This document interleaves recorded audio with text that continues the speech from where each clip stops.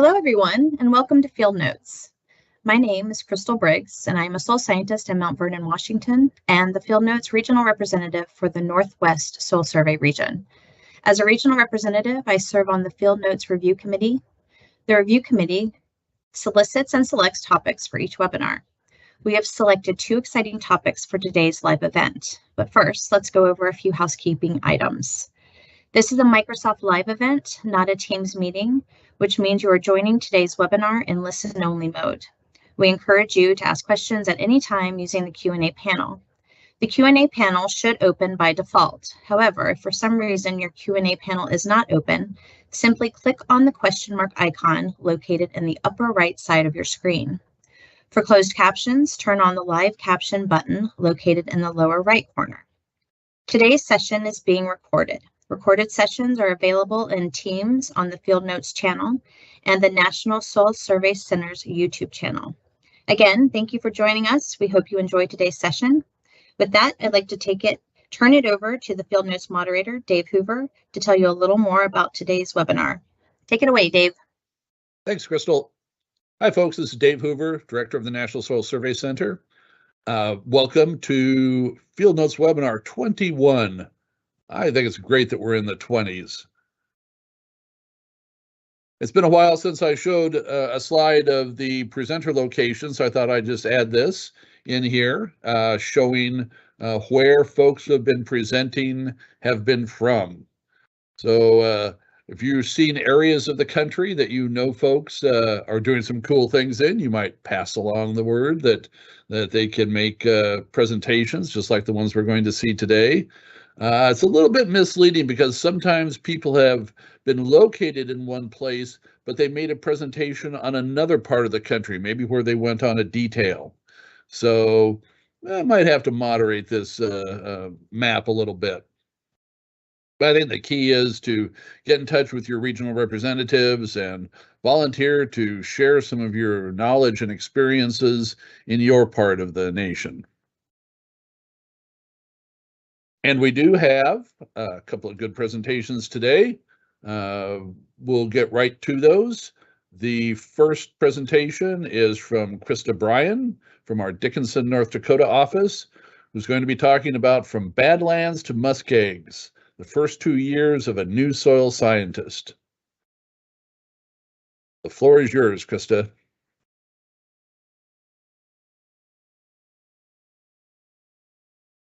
All right, thank you, Dave. All right, welcome everyone to my Field Notes presentation.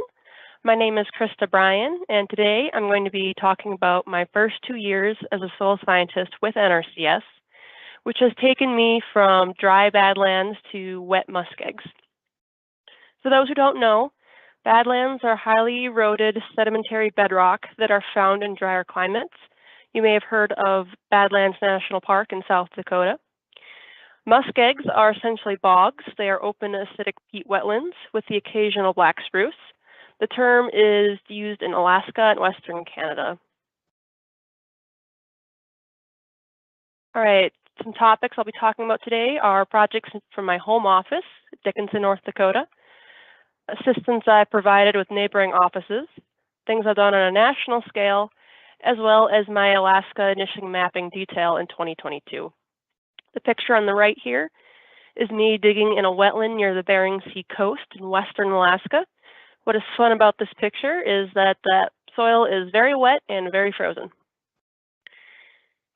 Bit of an introduction about me. I graduated from the University of Wisconsin, Stevens Point in 2019. I was then on the conservation side as an easement specialist in Sioux City, Iowa for a couple years. And then I became a soil scientist in Dickinson, North Dakota in March of 2021. So there in the map, you can see the little triangle I've made throughout the Midwest. And the picture on the right is me next to a metal sculpture that is on the Enchanted Highway, which is near Dickinson, North Dakota. It's a collection of giant sculptures. All right, so the first field project I assisted with was the Upper Missouri River Watershed Project. The North Dakota Agricultural Weather Network, or NDON, owns these stations throughout North Dakota. In order for better water use planning and disaster planning in the Upper Missouri River watershed, soil moisture sensors are being installed at these stations, and we are doing a full soil description and lab analysis at each one. The weather data that these stations collect is available online. In my pictures here, there's a string of bulk density clods on a clothesline to dry in front of our soil probe truck. The middle picture is of a solar panel which powers the weather station. What's fun about this is that a landowner actually stopped by this day and told us that there was a drone monitoring device inside the white box. I looked inside and all there was a battery. So, you meet some interesting folk sometimes out in the field. The third picture is of the weather station itself. In the background, you can see the tower and the little turbine thing that measures wind. And in the foreground is a device that measures snowfall amounts. I'd never seen one of those before, so I thought it was pretty neat. Another project I worked on was taking representative soil samples from 3 areas in the North Dakota Badlands, or MLRA 58C, for our steep wooded draw ecological site. The picture on the left shows Badlands. You can see the small stream, which has caused this massive erosion in the center. You can see there's different sediment layering in the hills, as well as little hoodoos near the stream. A hoodoo is where harder cap rock is protecting the softer sediment underneath, making these little pillars. These landscapes are pretty dry, so trees grow mainly on the north slopes of the Badlands, where a wetter and cooler microclimate is created. You can see the deciduous trees taking advantage of this in the center picture. Steeper areas were more protected from fires historically, allowing the trees to flourish in these small areas. However, due to changes in management and lack of fire, juniper, as well as some ash and aspen, are starting to move out of these gullied areas. As you can see in the left photo, the juniper there are pretty spread out. Tree presence changes the soil from the surrounding prairie. A thin O and E horizon is beginning to form the soil on the right. This difference in soil and vegetation is why we created this new ecological site. Here are some zoomed in pictures from the previous slide. The first picture is a close-up of a new hoodoo. You can see how the cap rock is protecting the soft sediment underneath. Eventually, the exposed sides will erode and the cap rock will just fall off. Second picture, you can see the hoodoos and the trees on the steep slopes. And the third picture shows the stream that carved this area. Unless it's spring, many of the streams in this area look like this. They either have very little water or no water in them at all. Theodore Roosevelt, who ranched in the North Dakota Badlands for a time, is quoted as saying that water is a commodity not by any means to be found everywhere. When found, it is more than likely to be bad, being either from a bitter alkaline pool or from a hole in a creek, so muddy that it can only be called liquid by courtesy. I found that to be a very apt description. All right, so we're going to go out of the Badlands and into MLRA 54, which are the rolling plains. North Dakota is home to the largest lignite coal mine in the United States, so there is a lot of area that has been reclaimed or restored to the pre-mined landscape that now needs its soil map. When it is time to reclaim, the mine will respread topsoil, which is typically a mix of A and B material, subsoil, a mix of B and C material, and spoil, which a lot of times is soft sedimentary bedrock, in different thicknesses to bring productivity back to pre-mining levels, and that is North Dakota law. They do this so the land can go back into agricultural production. Areas with higher sodic or salty spoil have a deeper topsoil and subsoil respread, which is an interesting factor to consider while during the mapping process. From what we have seen of this mine, they've done a pretty good job at recreating the landscape to look like it once was, with the exception that the slopes tend to be longer and more gradual. In the bottom right corner of the screen, there is a map of the mine, and there is a small area in the mined area that was done before this North Dakota law came into place, and they actually didn't reclaim the land at all. So there's spoil piles still there that are now wildlife habitat, and it is unlikely that this will ever be reclaimed because it is providing a valuable service as wildlife habitat the way it is. All All right, in the pictures, there's an inactive quarry that has not been yet reclaimed on the left. And then the right picture is the map, of course. It's the Frigid mine is the name of the mine. It is 51,000 acre area roughly. And the big white areas you can see are actively being mined, with the rest having not yet been mined or has been reclaimed. We've been doing most of our work on the east side of the mine at this time. Here's a close-up of the soil. The soil on the left is a reclaimed soil, and the one on the right is a natural soil that has been left in place. The respreading of soil results in abrupt boundaries, dense soil, though not densic from the lab analysis that we have done, and a mixing of the B material into the A, and you can see this on the soil on the left. The natural soil on the right is also from within the mine boundary. However, it was from an area that was not excavated. You can see the preserved structure and more gradual horizon boundaries.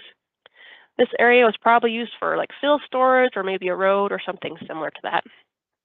The east side of the Frigid mine, where we have been working, has a layer of glacial till.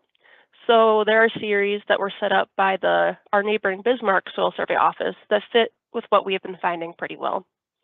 The west side of the mine does not have much glacial till, so new series will likely need to be established there.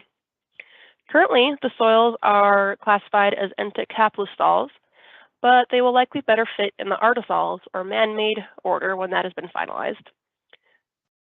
When we get to the west side, there'll be the first series I worked to help establish, so I'm pretty excited for that process.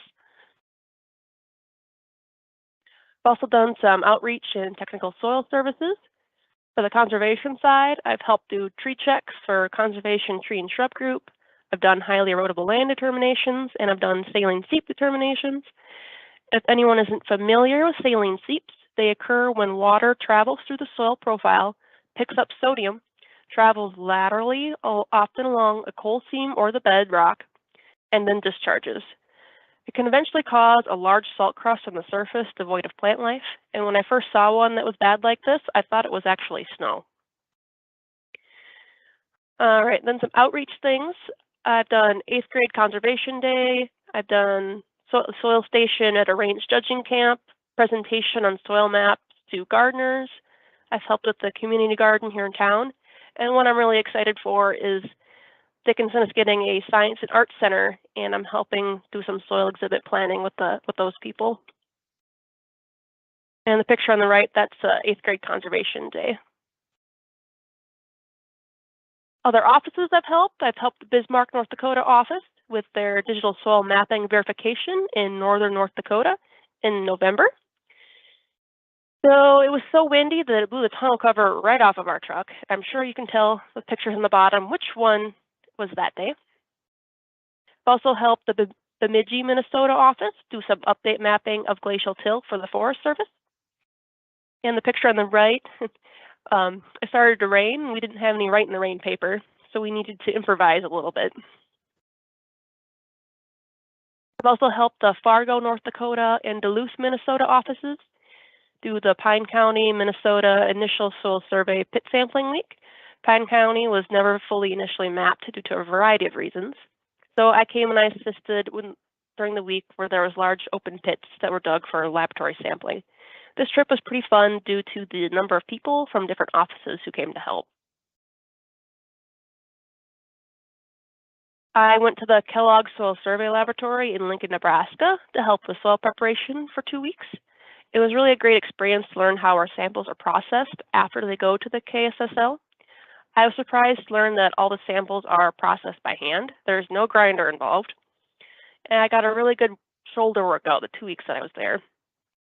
The picture on the left is a wetlands sample that had been in a bag for a couple weeks, so it smelled about as bad as you could imagine. And here I laid it out on the tray to dry in the oven. And the picture on the right is our grinding station. As you can see, we have a hammer and some modified rolling pins, and that was about it. And we had to process the samples so they could get through the sieves. All right, national involvement. The National Cooperative Soil Survey meeting is being held in Bismarck, North Dakota this July. I'm helping do some preparation with materials for that, and and I'm going to be on the field trip bus out to Medora or the North Dakota Badlands, describing the landscapes and points of interest along the way. I've also assisted the database focus team with updating their tools page, and I'm hoping to assist more with this team as I get more experience with databases. Picture on the right is of the Burning Coal campground in the Badlands. All right, then my trip to Alaska. It was a 2-month detail to assist with initial soil survey and mapping. I described 78 pet-ons and 4 field hitches, which were about 10 days in length. And we had 3 field locations near Copper Center, Unacleat, and Livengood. The picture, the stars are about where our field locations were, and then the blue dots are where the soil survey offices are located in Alaska. The detail lasted from mid-June to mid-August. We were based out of the Wasilla, Alaska office, which is just north of Anchorage in the Matanuska Valley. Most of the detailees worked in all 3 of the Alaska Soil Survey offices areas. The Wasilla office was doing work near the Copper River and in Chitna. Fairbanks was doing work near the Yukon River in the Livengood survey, and the Homer office was working out of the village of Unalakleet in Nulato Hills on the west side of the state. In Copper River and Chitna, we had a base camp made of tents and mainly drove as close as we could to our sites, either on public roads or the Alyeska pipeline access roads. We would then hike into our sites, or if we were lucky, we could use a UTV. In Livengood, we did pretty much the same thing. Something fun about that trip, though, was we were able to experience the Dalton Highway, and that goes all the way to the Beaufort Sea in the Arctic Ocean. It was a really wild ride due to all the frost heaving, and sometimes it felt like a bit of a roller coaster. For the Nulato Hills survey, we flew into the village of Unalakleet and stayed at a motel. There are no roads to Unalakleet unless you count the Iditarod dog sled route, so it's a pretty remote area. Helicopters would then fly us to each of our sites when the weather was cooperative. It was amazing to see the landscape from the air in the helicopter. Each survey had its own challenges. The mosquitoes in Copper River were quite something. The mosquitoes were to the point where your leg was more mosquito than leg. The smoke in Livengood from the fires posed some safety concerns, but luckily it wasn't bad where our survey was. And then the cold, rainy weather in Unalakleet prevented the helicopters going out some days and also just made the field work less enjoyable. You can watch the November 2022 field notes for additional information on the Alaska field season given by Alaska staff if you're interested in that. So the neatest thing to experience in Alaska for me was the gelisols and the frozen soils. Frost only needs to be in the ground for about 2 years in a row to be considered permafrost. The icy holes were really welcome on hot days. It was a really good way to stick your head in there and cool it off. The first picture on the left here is of a high coarse fragment hole that I dug in the alpine zone, which is a high in the mountains where trees don't grow. The main vegetation on these areas are lichens. In this hole, I called it 90% fragments. That little band of soil you can see in this picture was the only soil in the whole thing. I just dug it with my hands, just picking the rocks up. The second picture is of cryoturbation, which is caused by the hard freezing and thawing of permafrost. And you can see in the picture the swirls that it makes. It's really pretty to see. And the last 2 pictures are ice lenses that I chipped out of holes in July. So these 2 were, I believe they were in Fairbanks. And some of the ice chunks were quite large. You see that one's about the size of my hand. And some were also really small and kind of had like other pieces of soil frozen into them. So they looked really neat. These are some wet and organic soils that I saw. The first 2 are what I was mainly digging in Unalakleet. And this is actually my second slide where I was digging. This is basically what I was digging in. The holes were full of water right beneath the organic zone, and it turned to ice normally right at that point too. I had to chip the soil out with my shovel and then reach in there with my hands to grab a sample to describe. I tried to make a trench to kind of drain the water out, but that didn't work very well. It was also fairly cold while I was there, so it was not refreshing like it was in Fairbanks. Next photo is a large reduction surrounded by concentration that I found, which I thought was really neat. The photo on the right is an organic soil that is frozen at 30 centimeters. It was near a creek, but wasn't particularly wet. The organic buildup was mainly due to cold temperatures, I believe.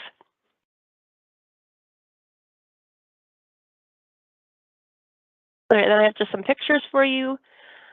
Going from top left to right, there are some fairly new mountains in the south central part of Alaska. Second picture is of Mulatto Hills from the air. It's a more eroded mountain system on the western coast. Third picture is a bluff in Chitna. There was actually a point on top of this bluff that we needed to go to dig a hole. The hitch involved a lot of 70% grade climbing, so I really got some aerobic workout in that hitch. One time we were halfway up to the point when we realized I'd forgotten the shovel, and we had to go all the way back down to get it. I did debate just using my soil knife instead to dig instead of climbing back down. Oops. All right. Yeah, okay, then the picture on the bottom left. These are trees growing near a wetland north of Fairbanks. These are black spruce. They were mainly 50+ years old, despite looking so small, which was kind of surprising. Picture in the middle is the muddy Copper River mixing with a glacial tributary. The soil around the Copper River is very silty, and so it's really fun to dig in. And the picture on the bottom right is a subalpine site. We drove the mud ox, which is an amphibious vehicle, up the mountain on a hunting trail to get here. And this area was just very picturesque and beautiful.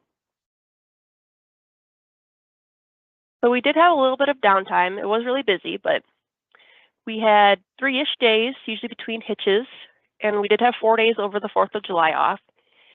But we also needed to get our pet hounds entered into NRCS during that time too. We made the most of our time though. I went to a muskox farm where they were trying to domesticate the animals. Muskox wool, called kibute, is 8 times warmer than sheep wool. We hiked on the Matanuska Glacier and were able to see the very beginning of glacial soil development and get some freshly melted glacier water. In Fairbanks, we saw the Eskimo Olympics, where native tribes compete with traditional games like the blanket throw or the high kick. We also were able to visit the Arctic Circle. We visited the Kenai Peninsula as well and went on a whale watching tour and went rafting. Some of our group also went to salmon and halibut fishing. And the pictures, yeah, that's a full-size muskox on the left. National Geographic makes them look so much bigger than they actually are. I'm collecting some fresh glacier water in the center picture, and then on the right is what you're greeted with when you cross the Arctic Circle, is that sign. All right, so some final thoughts. I've really gotten to do and see a lot of cool things that many people didn't even know exist. So I'm really happy to be in the position that I'm in. And it's really good to keep that in mind when I've been working on eval projects for 2 months straight in January and February. And this picture is me at the Matanuska Glacier. So this is the glacier that we were able to hike on. I'll describe these pictures. The top one is me next to a petrified metasequoia stump in the North Dakota Badlands, and then an overview look of a stream in the North Dakota Badlands. And the pictures on the bottom are me in a helicopter, and then a view of the alpine and subalpine. Does anybody have any questions for me? Thank you very much, Krista. Quite a range of accomplishments for a beginning years of a soil scientist. Can any soil scientist have the same variance of activities? And if so, what advice would you give them for taking advantage of some that are out there? I think it depends on like who you're working with, your supervisor, of course. But I found really just kind of asking around, like asking your supervisor or your regional director what opportunities are out there, is how I was able to get into these opportunities. Okay, and there's a question in the chat. Those ice lenses are neat. Did you take any soil temperature readings at any depths during the Alaska detail? Yep, so we took a 50-centimeter temperature reading at every hole that we could.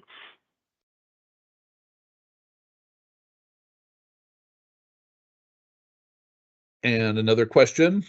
What is your personal favorite soil that you've seen in the past 2 years? Favorite soil? Probably that picture I showed earlier with the cryoturbation, just because those reds and the grays just kind of swirl and it was really pretty. So probably that gelisol. And another question. I spent a month in Stevens, Minnesota one weekend in February doing GPR for an ARS study. 2 days of 40-mile-an-hour winds and 10 degrees Fahrenheit temperatures. Locals said I came on a nice day. Question is, what do you do for fun in Stevens in winter? It sounds like North Dakota. You invest in some coveralls and some wool socks, and you go skiing.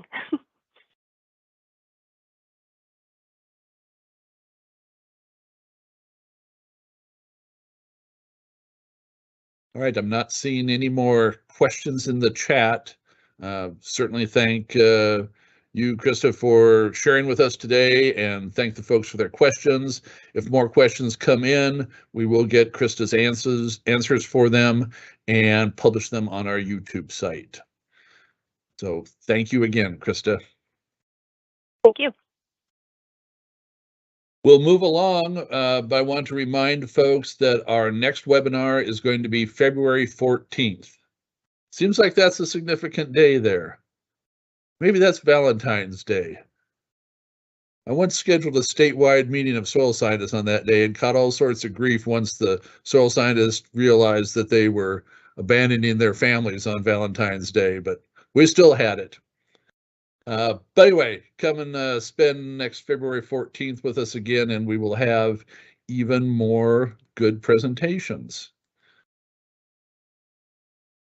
Speaking of good presentations, our next one is going to be from Erin Kreutz and Max Ross, respectively from Mount Vernon and Olympia, Washington. And they will be speaking on soil survey progress and virtual tour of the Olympic National Park. Erin and Max, I give you the floor.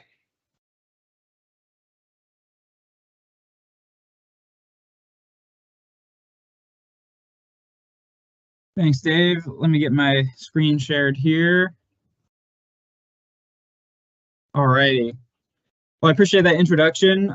Yeah, so I'm the project leader and Erin is the ecologist for the Olympic National Park Soil Survey. And today we're going to be talking to you all about the progress we've made on this project, as well as give you all a virtual tour that covers some of the more unique like landforms, soils, ecosites, and map units that we have set up for this project. So just a quick overview of this project for those that are not familiar with the Northwest region. Olympic National Park is located in the northwest corner of Washington State on the Olympic Peninsula. The national park makes up just under about 1 million acres that takes up the core of the peninsula as well as a small strip along the coast. So currently the USDA NRCS is working under a 5-year interagency agreement with the Park Service to conduct the soil survey for Olympic National Park. This agreement began in 2020 and we are scheduled to complete the project and post our soil survey data in 2025. So the way we are approaching this project is using a traditional soil survey approach that is being heavily supported with some DSM techniques as well as a handful of remote sensing tools that we have at our disposal. So as with any other soil survey project, the map unit and the map unit legend are really the core of like what we're creating. So we've worked really hard to develop and delineate map units that are based on similar combinations of different environmental covariates. And in Olympic, the temperature and moisture regimes, as well as the landforms and variability within those landforms are really what we're using to set up these map units. We're relying pretty heavily on our field observations to collect data to set up these map units and soil components. So that includes digging and describing soil pits, documenting ecological sites and doing vegetation plot surveys, as well as just conducting traverses across the landform and the landscape. Additionally, we have a lot of spatial references at our disposal that have been very helpful for mapping purposes. So first and foremost, we're really fortunate to have LiDAR coverage for the entirety of this project area. So that LiDAR and the LiDAR derived contour maps and slope maps have been very helpful to us. We also have our standard high-resolution ortho imagery, as well as a couple of products provided to us by the Park Service, which include a landform map, as well as a raster product that is essentially a map of all of the established vegetation communities that the Park Service has set up. Lastly, we also have a climate zone model that is based on PRISM data that helps us distinguish between our temperature and moisture regimes in this project. So the map shown in the upper right is an example of how we've been able to set up and delineate one of our more popular map units. So this is our map unit 7340, which accounts for our Frigid Udic valley walls that are dissected by series of fluves and interfluves. The above map is a selection of all of the map units of 7340 that we've delineated to date. And the lower three inset maps just show how we're able to delineate these on a consistent basis using the air photo and the veg tone. The LiDAR shows the landform and the surface patterns along the landform. And then that slope map shows the consistent slope range that we're able to delineate with these map units as well. As part of the product deliverables, along with the soil survey, we are creating ecological site descriptions for the park as well. So we've identified approximately 75 unique and distinct ecological site concepts for the park area. And these are distinguished based upon the abiotic criteria that Max just mentioned, as well as the vegetation communities that we are inventorying in the field, the production value of each of these sites, and the unique disturbance regime that we're identifying within these ecological sites. We have a huge variability between our ecological sites within the park. We have a large range of climate zones, and they range from isometric to cryic in the mountainous areas. So along this variability gradient, we are inventorying multiple riparian systems. We have a series of bogs and fens within the internal portion of the park. We have a range of coastal beaches and also coastal forests that vary quite differently from the internal forest types. And we are phasing these forest types based on moisture gradients. We have shrublands that are located within the riparian areas, as well as avalanche chutes and the debris slides. And we have a number of meadows that range from subalpine to alpine environments within the park. Right, so Erin touched a bit on just the amount of variability that we have in terms of soil forming factors for this project. And this variability is a very unique part of this project, but has also provided some challenges in terms of developing a soil survey. So one of the most influential soil forming factors that we have in this project is our climate and our range of different temperature and moisture regimes. And a large reason for this range of different temperature and moisture regimes is this phenomenon known as the Olympic rain shadow. So in the Olympic Peninsula, all of the moisture and precipitation is delivered via weather systems that come from the west off of the Pacific Ocean. As these weather systems move inland, they deliver a lot of moisture and precipitation to the western side of the Olympics. But the large Olympic mountains in the center of the national park act as a physical barrier, and these weather systems will press up against the western side of these mountains and essentially prevent moisture from being delivered to that eastern and especially northeastern part of the park. So that northeast and east part of the park is what we refer to as the rain shadow, and is relatively drier in terms of precipitation than the rest of the park.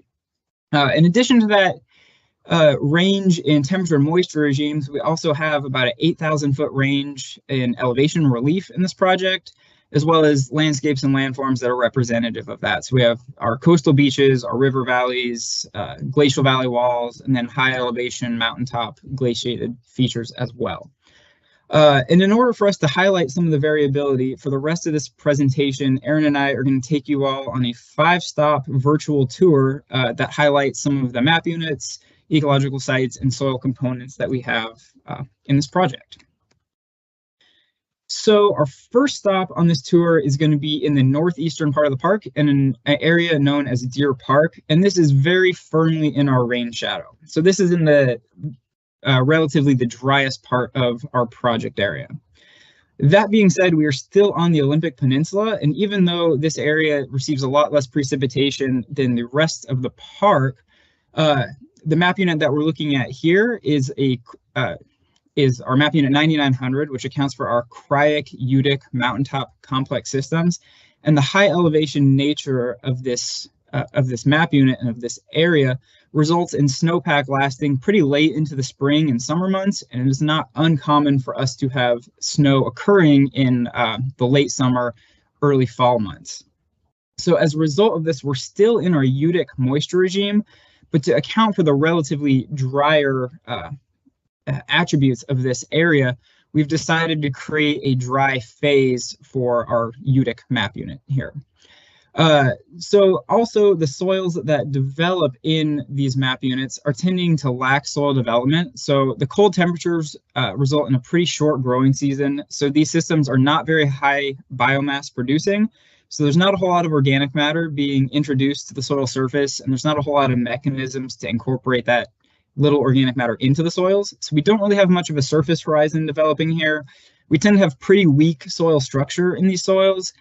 And we also have soil colors that don't really vary much from the original metasedimentary rock parent material. Lastly, as a result of this relatively drier climate and lesser weathering conditions, it's not uncommon for us to have moderately deep or even shallow soils in these areas. So our ecological site here is our Cryic Udic dry subalpine meadow. So this is going to be our driest meadow concept that we have within the park. And just glancing at the photos might just come right off the bat and not be anything at all that what you pictured would occur in Olympic National Park. So we have really dry arid plants like common juniper dominating these sites. And as Max mentioned, this is in the rain shadow area and our driest site. So not only do we have reduced precipitation, we are also getting extremely high winds throughout this area. So these plants are just kind of battered throughout the field season with low soil moisture, low soil nutrient availability, and then increased evapotranspiration and heavy desiccation throughout that growing season. I wanted to point out the state in transition model on this site because it's going to look a little different from the sites that we're going to see later on this virtual tour.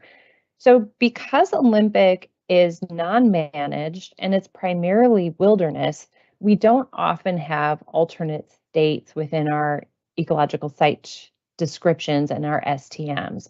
So these meadows are unique in that we do have a change in state. So in general, we work primarily within the reference state, but these meadows are subject to tree encroachment. And from neighboring forests, we'll have seedlings establishing, and if successful over time, they tend to create little tree islands, and they have the potential to grow and mature into these little tree islands and mature forests that will take us away from this meadow steady state under those ripe conditions. Right, so the next stop on our tour, moving westward, is going to be in the Elwha watershed. So this is kind of a unique watershed in that we're kind of on the fringe of this rain shadow area. So the Elwha is still fairly dry. It's still affected by the rain shadow, but a little bit less so than the previous stop on this tour. So the map unit that we're going to look at here is our 5321, which accounts for our Mesic Udic dry valley walls. So compared to our last stop, we're several thousand feet lower in elevation here, much warmer temperatures, a much longer growing season, and a little bit more precipitation and effective precipitation compared to that last stop as well.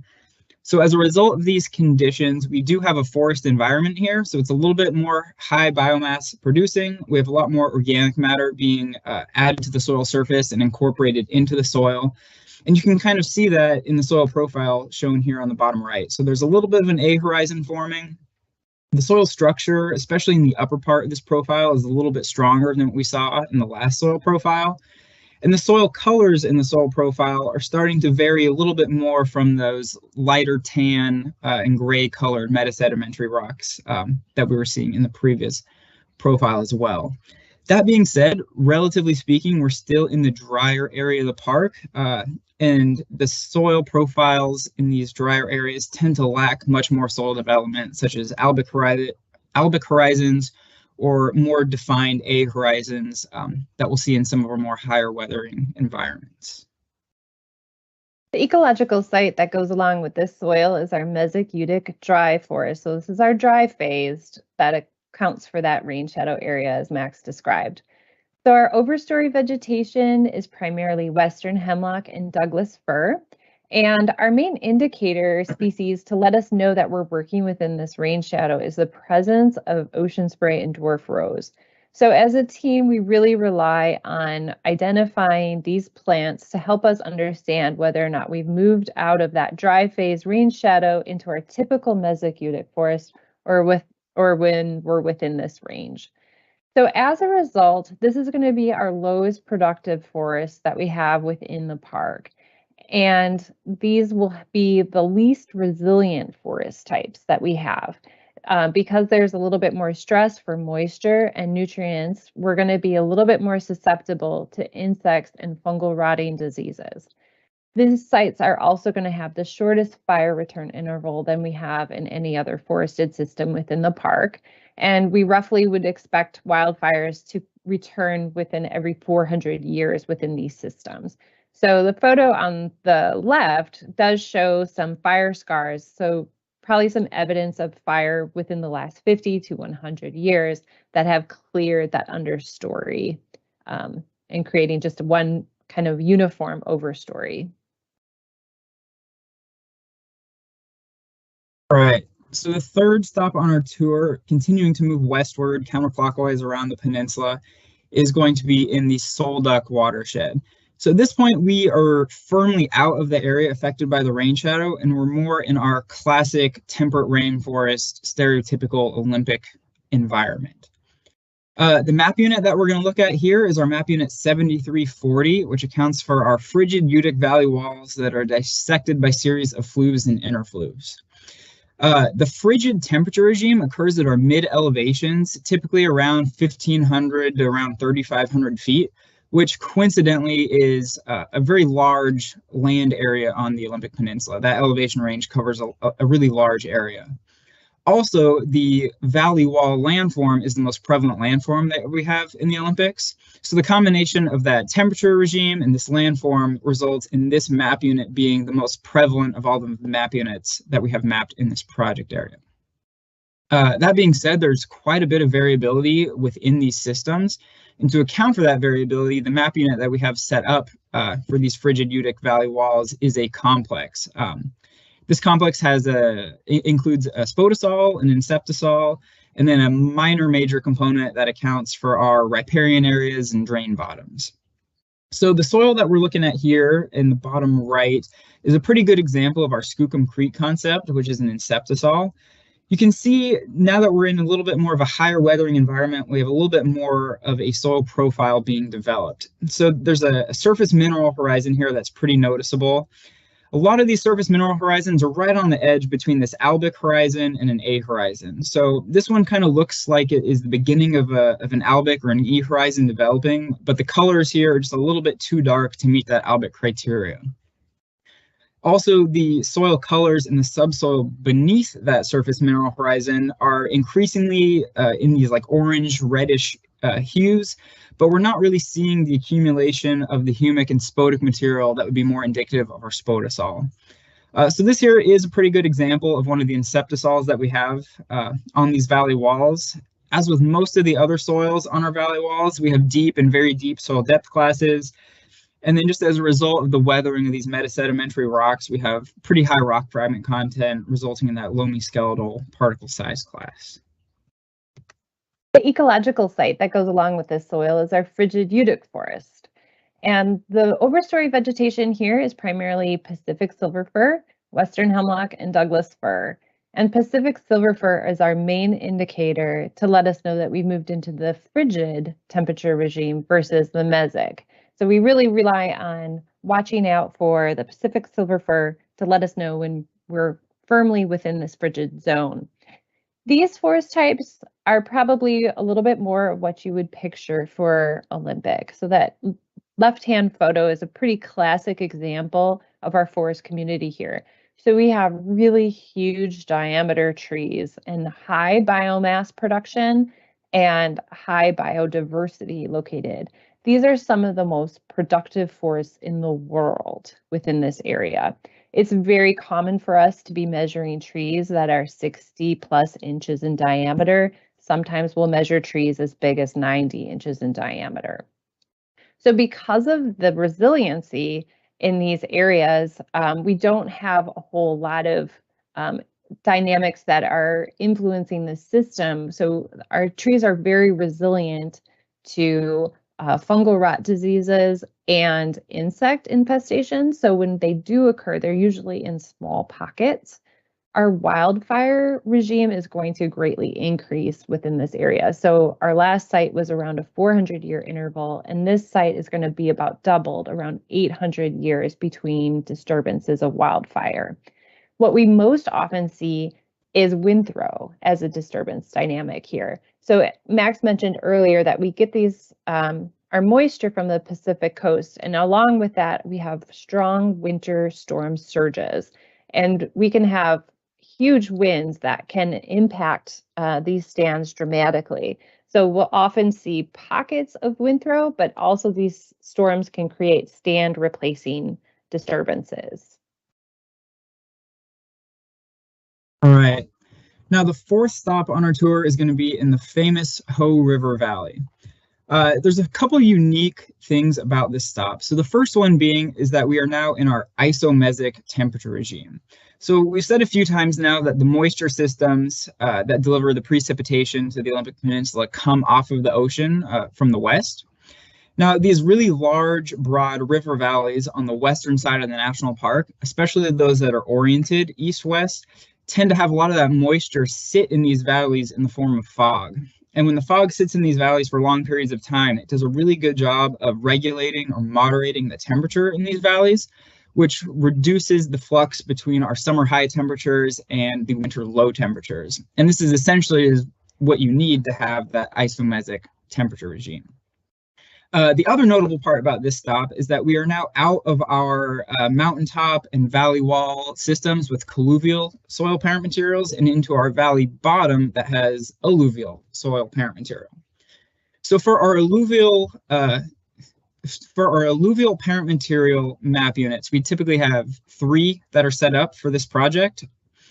So the first of these alluvial map units accounts for our active channel, gravel bars, and frequently flooded terraces. So that is mapped in that long, skinny east-west polygon to the south of that point with the number 4 in it. Then we have an occasional to rarely flooded map unit, which is the one that we're focusing on here. And then above that in elevation, we have a very rarely or even non-flooding map unit that is alluvial parent material that has essentially been abandoned by where the active channel is now.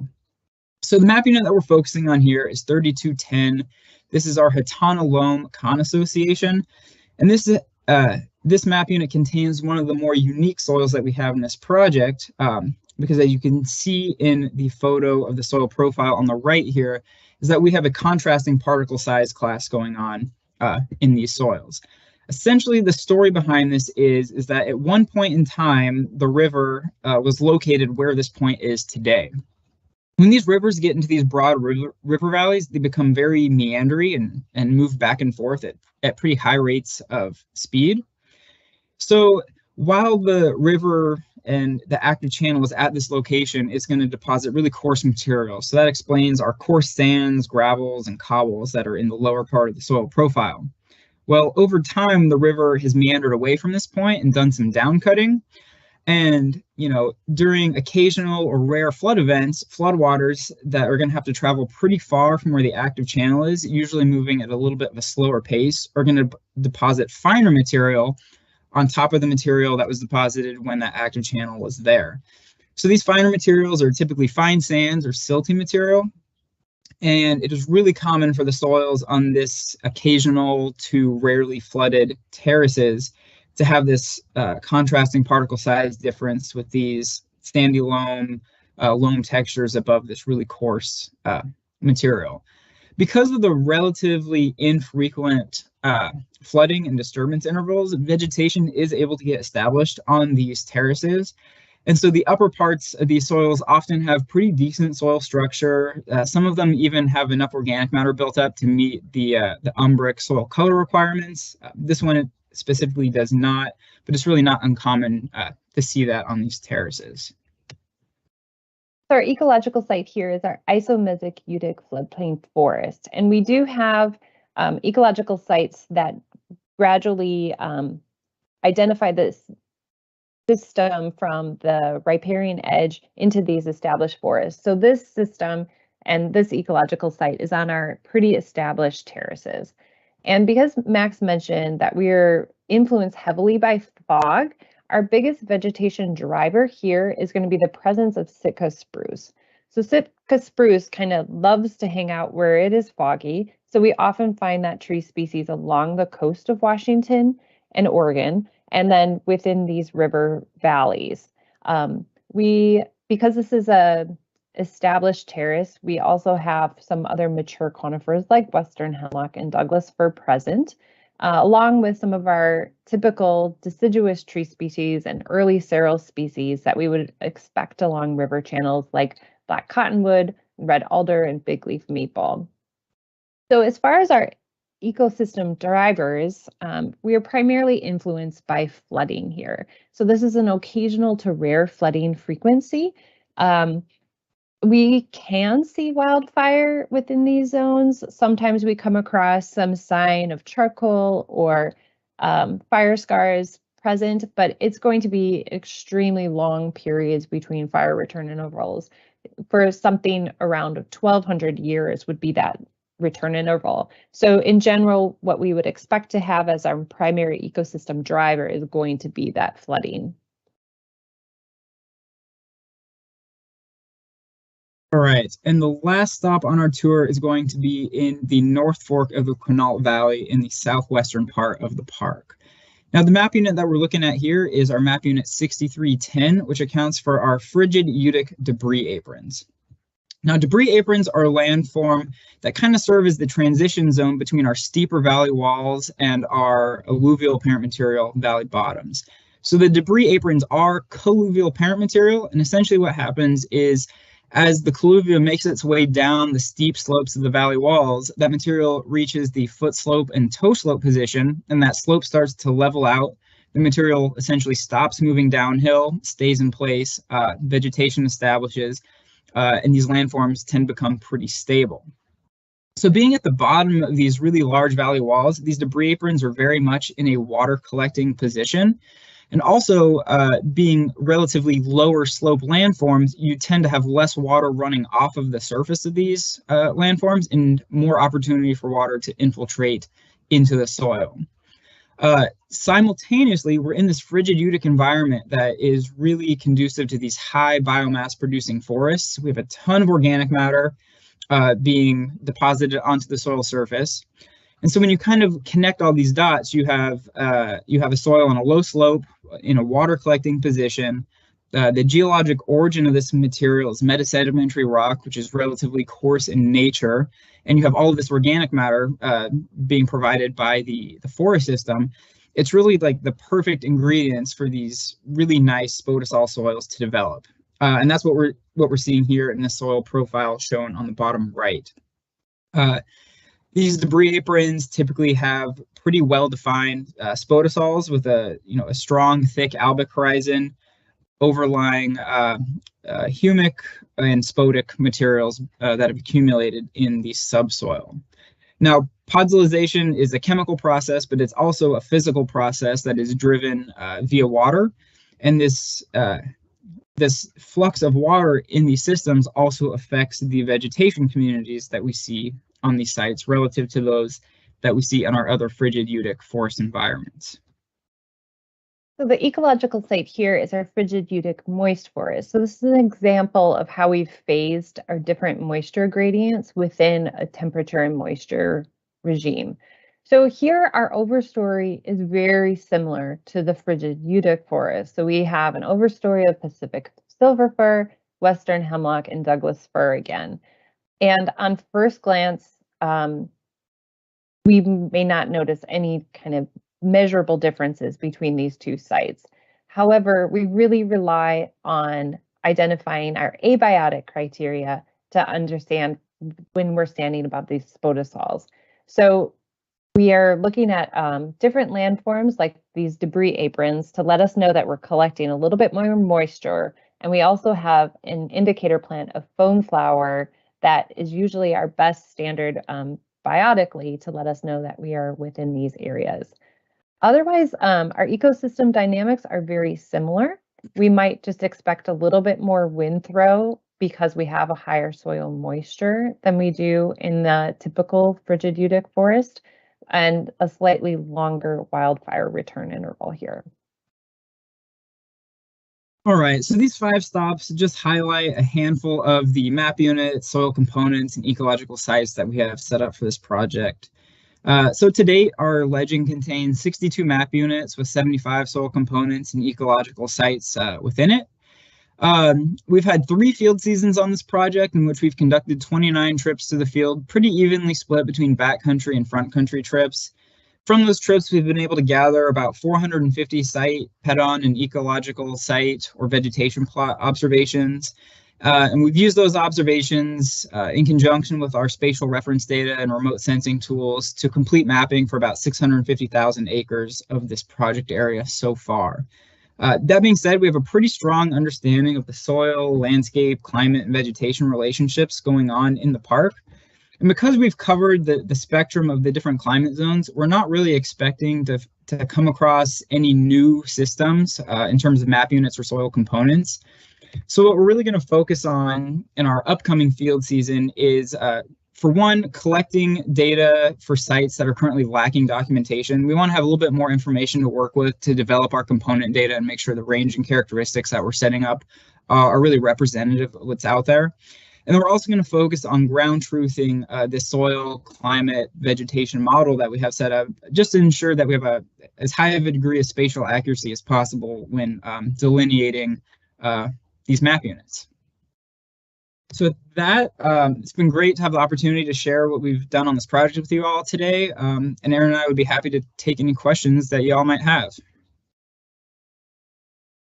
Thank you very much, Max and Erin. Appreciate your sharing that. Beautiful scenery and interesting mapping. Do have one question in the chat for you. First of all, they think it's very cool country. And then they said they're curious about O-horizon dynamics in your forest sites. What can you tell us a little bit more about those? Yeah, so for one, yes, it is very cool country. As far as the O-horizon dynamics, a lot of this is kind of dependent on the where we're at in terms of temperature moisture regime. But in our typical like rainforest setting, we always have an O horizon.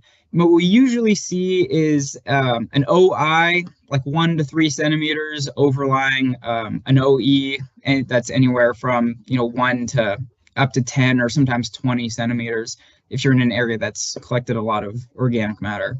Every now and then we'll come across a site that has a thick enough O horizon or combinations of O horizons to meet some of those like histic or pholistic requirements, but in general, those really, really thick O horizons are not representative of the larger landscape, and they're more just on like microsites.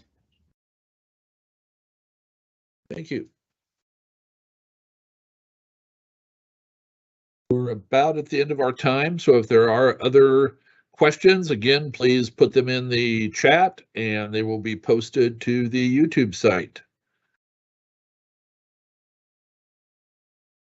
Max, Erin, Krista, thank you again for your presentations. Thank over 120 people for your attendance, and we look forward to seeing you again in February. Bye now.